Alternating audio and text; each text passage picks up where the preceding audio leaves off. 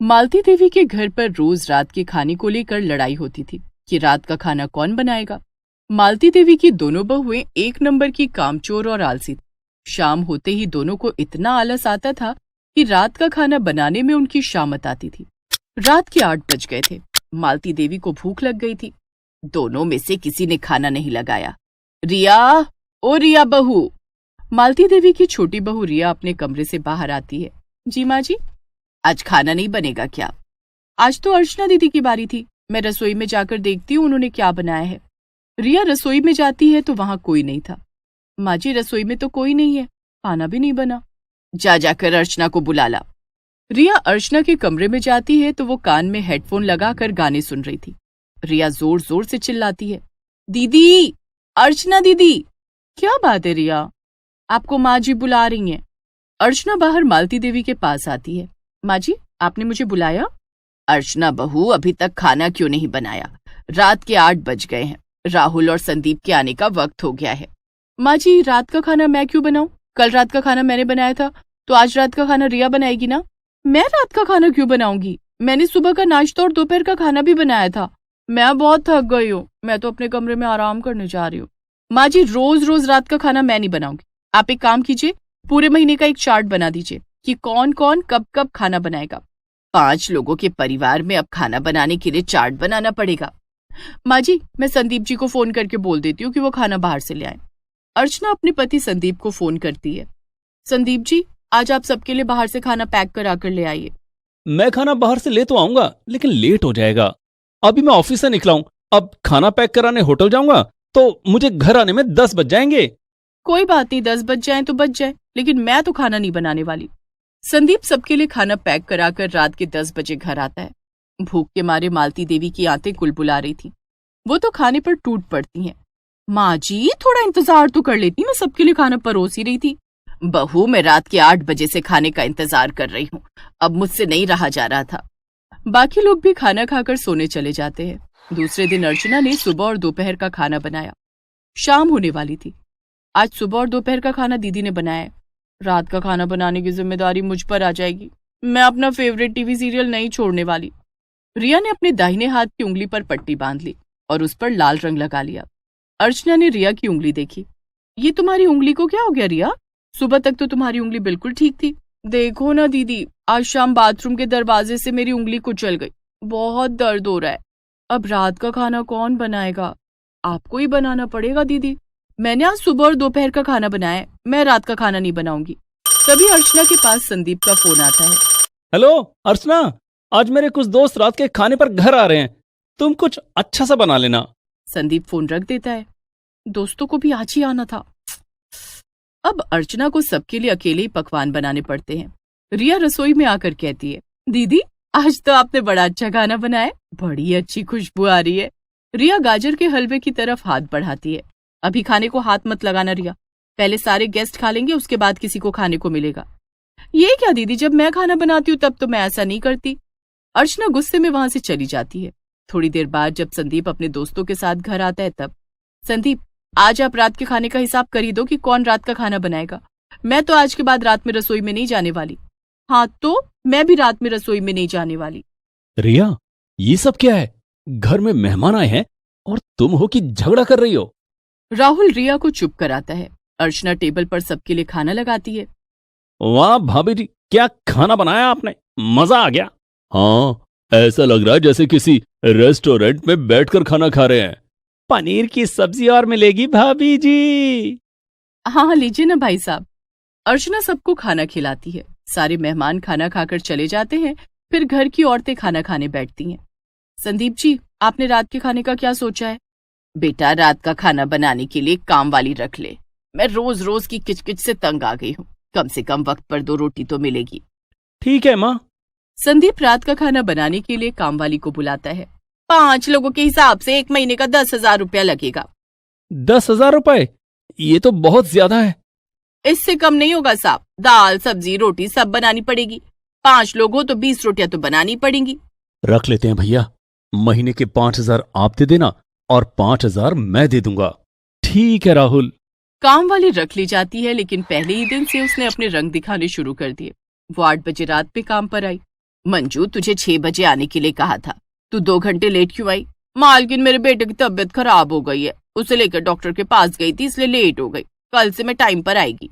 ऐसा कहकर वो रसोई में चली गई। 1 घंटे में उसने खाना बना लिया। जाते समय उसने मालती देवी से एडवांस रुपए मांगे। मालकिन, मुझे 5,000 रुपए एडवांस दे दो, बाकी के 5,000 आप महीने के अंत में दे देना। लेकिन आज तो तेरा पहला ही दिन है, मैंने बताया था कि मेरे बेटे की तबीयत बहुत खराब है, उसके इलाज के लिए पैसे मांग रही हूँ। मालती देवी अपने बड़े बेटे संदीप से पैसे मांगकर मंजू को दे देती है, लेकिन पैसे लेकर वो 3 दिन काम पर नहीं आती है। तीनों दिन खाना बनाने के लिए दोनों बहुओं में फिर से झगड़ा होने लगता है। मैंने कह दिया ना, मैं रात को रसोई में नहीं जाऊंगी, मैं भी रात को रसोई में नहीं जाऊंगी। आप दोनों शांत हो जाओ, मैं खाना बाहर से मंगा देता हूँ। राहुल, मेरे लिए पनीर चिली और नूडल्स मंगा देना, मेरे लिए कढ़ाई पनीर और नान मंगा देना। राहुल सबके लिए उनका मनपसंद खाना मंगाता है, लेकिन उसके काफी पैसे खर्च हो जाते हैं। आज तो बहुत पैसे लग गए, रात का खाना बहुत महंगा पड़ रहा है। काम वाली को 10,000 रुपए देने के बाद भी बाहर से खाना मंगाना पड़ रहा है। तुम दोनों चिंता मत करो, कल से रात का खाना मैं बनाऊंगी। 2 दिन तक रात को मालती देवी रसोई में जाकर सबके लिए खाना बनाती हैं। तीसरे दिन जब मंजू काम पर आती है, मंजू, तू 3 दिन क्यों नहीं आई? मालकिन, मेरे बेटे को अस्पताल में भर्ती करना पड़ा, मैं 3 दिन से अस्पताल में थी, तो काम पर कैसे आती? उस दिन मंजू ने खाना बनाया तो सबने राहत की सांस ली। थैंक गॉड कि मंजू काम पर आ गई। लेकिन मंजू कुछ दिन काम पर आने के बाद फिर गायब हो जाती है। उसके न आने पर रात को रसोई में कोई नहीं जाता, मालती देवी को ही रात का खाना बनाना पड़ता। इस तरह मंजू महीने के 15 दिन छुट्टियों पर ही रही और महीने के आखिर में आकर वो पूरे पैसे भी ले गए। ये सब कुछ देखकर संदीप, राहुल और मालती देवी ने कुछ डिसाइड किया। दूसरे दिन मंजू काम पर नहीं आई। माँ जी, आज मंजू क्यों नहीं आई? उसे मैंने काम से निकाल दिया है। माँ जी, आपने मंजू को काम से निकाल दिया तो रात का खाना कौन बनाएगा? उसी समय संदीप और राहुल ऑफिस से घर आ जाते हैं। अरे, आप दोनों इतनी जल्दी घर आ गए, अभी तो शाम के 6 बजे है। हाँ, अब से हम दोनों जल्दी ही घर आएंगे। इतना कहकर दोनों भाई रसोई में चले जाते हैं। संदीप सबके लिए चाय बनाने लगता है और राहुल सब्जी काट रहा होता है। चाय बनाने के बाद संदीप सबको चाय देता है। भैया, ये चाय आपने बनाई है? हाँ रिया। राहुल कहाँ है? वो रसोई में है। रिया और अर्चना दोनों रसोई में जाती हैं तो देखती हैं कि राहुल सब्जी बना रहा होता है। राहुल, ये आप क्या कर रहे हैं? सब्जी बना रहा हूँ। लेकिन सब्जी आप क्यों बना रहे हैं? तो कौन बनाएगा? मंजू को आप लोगों ने काम से क्यों हटा दिया? तभी संदीप वहां आ जाता है। मंजू महीने में 15 दिन काम पर आकर महीने के पूरे 10,000 रुपए ले गई। बाकी के 15 दिन हमने बाहर से खाना मंगाया, या फिर माँ ने खाना बनाया, या फिर माँ ने खाना मंगाया। हम इतने पैसे बर्बाद नहीं कर सकते और ना ही बुढ़ापे में माँ से काम करवा सकते हैं। इसलिए हम दोनों भाइयों ने ये डिसाइड किया है कि अब से रोज हम ऑफिस से जल्दी घर आएंगे और रात का खाना हम दोनों मिलकर बनाएंगे। लेकिन इससे आप लोगों की जॉब पर इफेक्ट पड़ेगा। हाँ, इस तरह रोज रोज आप लोग ऑफिस से जल्दी घर आएंगे, ये ठीक नहीं है। कुछ तो करना पड़ेगा रिया, या तो हम लोग नौकरी कर लें या रात का खाना बना लें। तो हमने रात की रसोई की जिम्मेदारी उठाने की सोची है। आखिर माँ को वक्त पर खाना देना हम भाइयों की ही जिम्मेदारी है। नहीं संदीप, हमें माफ कर दीजिए, आप दोनों ने हमारी आंखें खोल दी। ये जिम्मेदारी हमारी है जिसे हम भूल गए थे। आप दोनों कमरे में जाकर आराम कीजिए, आज से रात का खाना मैं बनाऊंगी। नहीं दीदी, आप अकेले खाना नहीं बनाएंगी, मैं आपकी मदद करूंगी। उस दिन से दोनों बहुएं मिलकर रात का खाना बनाने लगी और मालती देवी के परिवार में रात की रसोई का झगड़ा खत्म हो गया।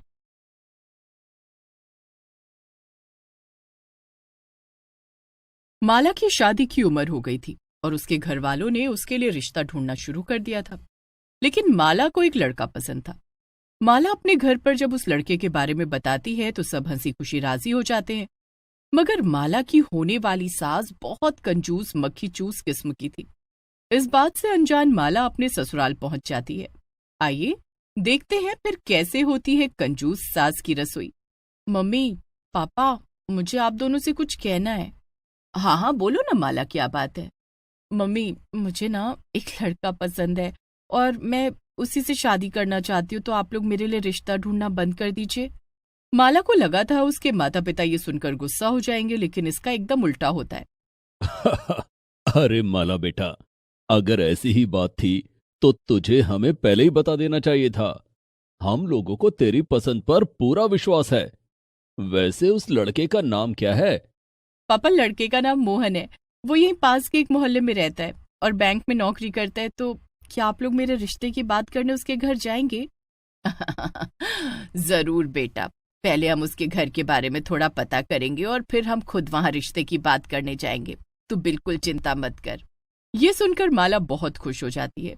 उसे तो यकीन ही नहीं हो रहा था कि आखिर उसकी शादी मोहन से होने वाली थी।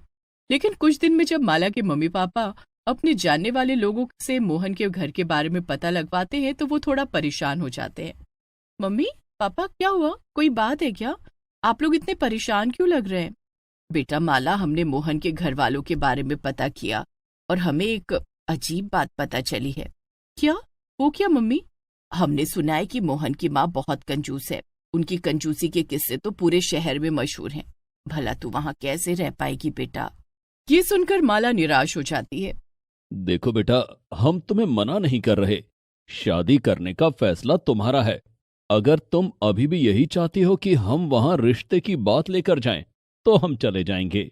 लेकिन हमारे ख्याल से तो ये तुम्हारे लिए ठीक नहीं। पापा मम्मी, आप दोनों चिंता मत करिए। कंजूस होना कोई गलत बात थोड़ी है। मैं सब संभाल लूंगी। लेकिन मुझे शादी तो सिर्फ मोहन से ही करनी है। उसकी माँ की कंजूसी से मुझे क्या करना? माला के मम्मी पापा फिर कुछ नहीं कहते हैं और अगले ही दिन जाकर माला के रिश्ते की बात कराते हैं। कुछ ही दिनों में माला और मोहन की शादी भी हो जाती है और माला अपने ससुराल चली जाती है। शादी के अगले दिन सुबह सुबह माला उठती है और सोचती है, आज ससुराल में मेरा पहला दिन है। सबसे पहले सबको बढ़िया चाय बनाकर पिलाती हूँ और कुछ अच्छा सा नाश्ता खिलाती हूँ। उसके बाद घर की पहली रसोई में दोपहर में खीर और अच्छा अच्छा खाना बनाऊंगी। लेकिन जैसे ही माला किचन की तरफ बढ़ती है, उसकी सास उसे रोक देती है। अरे अरे, क्या हुआ बहू? किचन में क्या करने जा रही हो? वो माँ जी, वो सबके लिए कुछ चाय नाश्ता बनाने जा रही थी। चाय का सुनकर माला की सास सुमन हड़बड़ा जाती है और उससे कहती है, अरे नहीं नहीं बहू, हम सुबह सुबह चाय नहीं पीते। अरे तुम्हें पता भी है चाय पीने से कैंसर हो जाता है। तुम तो एक काम करो, पानी गर्म कर दो। ये सुनकर माला तो हैरान ही रह जाती है। क्या? पानी? हाँ, सुबह सुबह गरम गरम पानी पीना सेहत के लिए अच्छा होता है ना। तो सबके लिए पानी गरम कर दो। और कल शादी में बहुत सी रोटियां बच गई थी, उन्हें गरम कर दो, हम सब अचार से खा लेंगे। क्या? सच में? हाँ और क्या। भला उन सब रोटियों को बर्बाद थोड़ी करना है। इसीलिए तो मैं उन सबको घर ले आई थी। जाओ सबके लिए नाश्ता तैयार करो, जैसा मैंने कहा है ठीक वैसे ही। माला चुपचाप किचन में चली जाती है और पानी गर्म करने लगती है। इसके बाद वो रोटियां गर्म करती है और जाकर डाइनिंग टेबल पर रख देती है। सभी लोग बिना कुछ बोले वही नाश्ता करने लगते हैं, इसलिए माला को भी करना पड़ता है। नाश्ते के बाद माला अपने कमरे में जाती है और सोचने लगती है, कितना अजीब परिवार है। कैसी सास है मेरी। भला अपनी बहू को ससुराल में पहले दिन कोई बासी रोटी और गर्म पानी पिलाता है। हद हो गई। अब तो मैं अपनी पहली रसोई में क्या बनाऊंगी ये भी समझ नहीं आ रहा। माला जाकर अपनी सास से ही पूछ लेती है, माँ जी, आज मेरी पहली रसोई है ससुराल में, तो खाना क्या बनाऊं? सास ये सुनकर सोच में पड़ जाती है। अगर अब ये खाना बनाने गई तो बड़ा सामान बर्बाद कर देगी, काफी नुकसान हो जाएगा। एक काम करती हूँ, इसे मना कर देती हूँ। क्या हुआ माँ जी, क्या सोचने लगी? बताइए ना क्या बनाऊं? अरे माला, रहने दे, ये सब हमारे यहाँ नहीं होता। और वैसे भी तूने सुबह पानी गर्म किया तो था ना, उसी को पहली रसोई मान ले। आज खाना मैं बना दूंगी, तू जाकर आराम कर। हाँ अच्छा ठीक है माँ जी। माला जाकर सो जाती है। जब वो दोपहर के खाने के लिए उठती है और जाकर देखती है तो दंग रह जाती है। माँ जी, ये सब क्या है? अरे बहू, शादी के खाने में रोटियों के साथ साथ दाल वगैरह भी बची थी, मगर दाल बहुत गाढ़ी हो गई थी, इसलिए मैंने उसमें जरा पानी डालकर उसे गर्म कर दिया। और रोटियां तो थी ही, हम सब मिलकर अब दाल रोटी खा लेते हैं। माला को तो ये सब देखकर चक्कर ही आने लगते हैं और वो अपने कमरे में वापस चली जाती है। वो अपनी माँ को फोन लगाती है और उनसे कहती है, माँ, आपने तो एकदम सही कहा था, मेरी सास बहुत ही ज्यादा कंजूस है। मुझे तो बिल्कुल समझ नहीं आ रहा मैं क्या करूं। हमारे घर में तो ऐसा बिल्कुल नहीं होता था। अब मैं क्या ही कहूँ माला बेटा, हमने तो पहले ही मना किया था। माला फोन रख देती है और सोच में पड़ जाती है। अगले कुछ दिनों तक ऐसा ही चलता रहता है और सास लगातार यही करने लगती है। वो कभी घर में सबको बासी खाना खिलाने लगती, तो कभी बिना नमक शक्कर का खाना बनाती, जिससे पैसे कम खर्च होते। एक दिन तो हद ही हो जाती है जब माला कमजोर होने की वजह से अचानक से बेहोश होकर गिर जाती है। माँ, माँ, माला बेहोश हो गई। जल्दी से उसके लिए नींबू पानी ले आओ। माला की सास जल्दी से किचन में से नींबू पानी लेकर आती है और मोहन को देती है। ये ले बेटा, पिला दे इसे। मोहन पहले माला के ऊपर थोड़ा पानी छिड़कता है और फिर उसे नींबू पानी पिलाता है, लेकिन नींबू पानी पीते ही माला उसे उगल देती है। छी, ये कैसा नींबू पानी है? न इसमें चीनी है न नमक, क्या? हाँ बेटा, वो मैंने सोचा सिर्फ नींबू डालूंगी तो फायदा होगा, इससे चीनी नमक भी बच गया। ये सुनकर मोहन को बहुत गुस्सा आता है, लेकिन वो कुछ कहता इससे पहले ही माला बोल देती है, मोहन रहने दो, कुछ मत कहो। माँ जी, मुझे कुछ दिन के लिए अपने मायके वापस जाना है, क्या मैं जा सकती हूँ? ये सुनकर सास खुश हो जाती है, बहू जा रही थी, इसका मतलब खाने पीने में और बचत। हाँ हाँ, क्यों नहीं, जाओ बहू, और जब तक तुम्हारा मन करे अपने मायके में मजे करना। इसके बाद माला अपने मायके आ जाती है। उसे देखकर उसके मम्मी पापा खुश तो बहुत होते हैं, लेकिन सबसे पहले उसकी माँ यही कहती है कि माला कितनी दुबली हो गई है।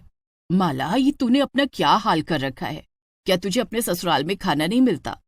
हाँ बेटा, तू कितनी दुबली हो गई है।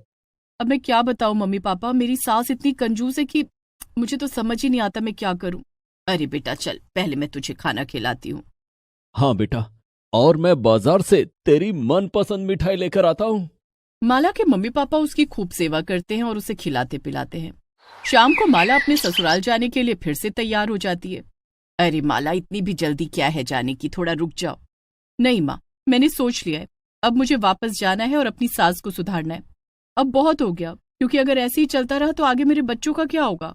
सही कह रही है तू माला, पर तू करेगी क्या? देखती जाओ माँ, कुछ दिन में अपने आप पता चल जाएगा। इतना कहकर माला अपने ससुराल वापस पहुंच जाती है। अरे बहू, तू तो बड़ी जल्दी वापस घर आ गई, क्या बात है? माँ जी, मैं क्या सोच रही हूँ, क्यों ना हम कल घर में सत्यनारायण भगवान की कथा रखें। भगवान के काम में सास भी मना नहीं कर पाती और अपनी बहू से कहती है, अरे वाह, ये तो बहुत अच्छी बात है बहू, लेकिन ध्यान रहे ज्यादा खर्चा मत कर देना। हाँ हाँ ठीक है माँ जी, आप बिल्कुल चिंता मत करिए, मैं सब संभाल लूंगी। अगले दिन सुबह उठकर सास देखती है कि घर में अभी तक कथा की कोई तैयारी नहीं हुई थी। वो माला से पूछती है, क्या बात है माला, तुमने प्रसाद वगैरह कुछ बनाया नहीं क्या? अरे नहीं माँ जी, ये आप कैसी बातें कर रही हैं, उससे तो बड़ा खर्चा हो जाएगा ना। मैं अभी एक काम करूंगी, मोहल्ले में जाकर के सभी को कथा का न्योता दे आऊंगी और सबसे कहूंगी कि अपने घर से थोड़ा थोड़ा सामान ले आए, जैसे आटा, चीनी, मेवा, दही, और फिर जब सब आ जाएंगे तो हम उसी सामान से प्रसाद बना लेंगे। इससे हमारा तो बिल्कुल नुकसान होगा ही नहीं। ये सुनकर सास चौंक जाती है, ये तुम कैसी बात कर रही हो बहू, भला हम क्या कथा मांग मांग कर कराएंगे? तो क्या माँ जी, और मैं क्या कहती हूँ, हम थाली प्लेट इस्तेमाल करने की बजाय केले के पत्तल का इस्तेमाल करेंगे। उससे बर्तन धोने के साबुन की भी बचत होगी और पानी की भी, हमें बर्तन जो नहीं धुलने पड़ेंगे। तभी माला अपने मायके में फोन मिला देती है। हेलो, हाँ मम्मी, सुनो, आते वक्त जो ट्रैफिक सिग्नल के पास एक ढोंगी सा दिखने वाला बाबा बैठता है ना, उसे लेती आना। अरे वो दिखता तो पंडित जैसा ही है, तो हम लोग कथा उसी से करवा लेंगे। हाँ हाँ, इससे हमारी बहुत सारी दक्षिणा भी बचेगी। ये सब देखकर तो सास का सर ही चकरा जाता है और वो सब कुछ समझ जाती है जो माला उसे समझाना चाह रही थी। बस कर बहू, मैं सब समझ गई तू क्या कहना चाह रही है। रुक जा, बस कर, आज से रसोई तू ही संभालना, मैं बिल्कुल भी कंजूसी नहीं करूंगी, और आज कथा भी तू ही करा अच्छे से, मैं कुछ नहीं बोलूंगी। ये हुई ना बात माँ जी। इसके बाद माला बड़े अच्छे से कथा करवाती है और अगले दिन से घर की रसोई वही संभाल लेती है। अब माला के ससुराल में भी रोज अच्छा अच्छा खाना बनता था और सब खुशी से रहते थे। धीरे धीरे माला की कंजूस सास को भी अकल आने लगी कि पहले वो कितना गलत करती थी। Please subscribe this channel.